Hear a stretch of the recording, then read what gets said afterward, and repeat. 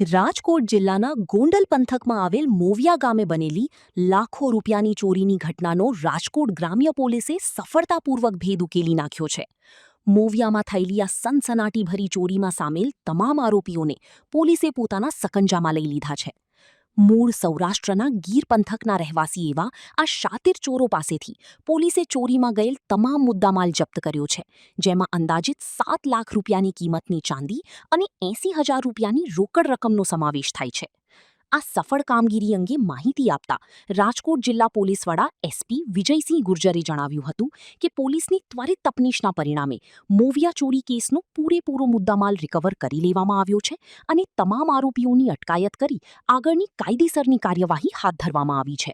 રાજકોટ ગ્રામ્ય જિલ્લાના ગોંડલ તાલુકા પોલીસ સ્ટેશનમાં મોવિયા ગામમાં સુરેશભાઈ પુરુષોત્તમભાઈ હીરપરાની વાડીમાં ભાગ્યા તરીકે કામ કરતા નન્નેશભાઈ અબલાભાઈ માવી, જો મૂળ અલીરાજપુરના રહેવાસી છે, એની વાડીમાંથી ચાંદીના અને રોકડ રૂપિયાની ચોરી થઈ હતી દિવસ દરમિયાન.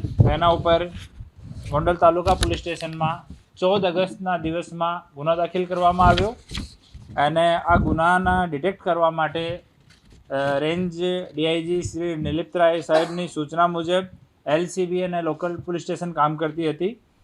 આ દરમિયાન અને ડિજિટલ ટેકનિકલ ડાટાથી અને બાતમીદારોથી ખબર પડી કે જો આરોપીઓ છે એ ગીર સોમનાથના રહેવાસી છે.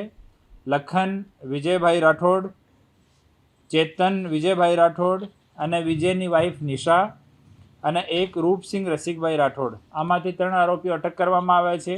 રૂપસિંહ રસિક રાઠોડ છે, એને અટક કરવાનો હાલ બાકી છે અને એનાથી 4 કિલો 915 ગ્રામ ચાંદી જો પૂરી ચોરી થઈ હતી 100% રિકવર થઈ છે, જેની બજાર કિંમત 7,37,250 રૂપિયા છે. આ સાથે ચોરાયેલા રોકડ 80,000 રૂપિયા પણ એનાથી રિકવર થયા છે. હાલ આરોપીઓ 4માંથી 3 આરોપીઓને અટક કરવામાં આવ્યા છે.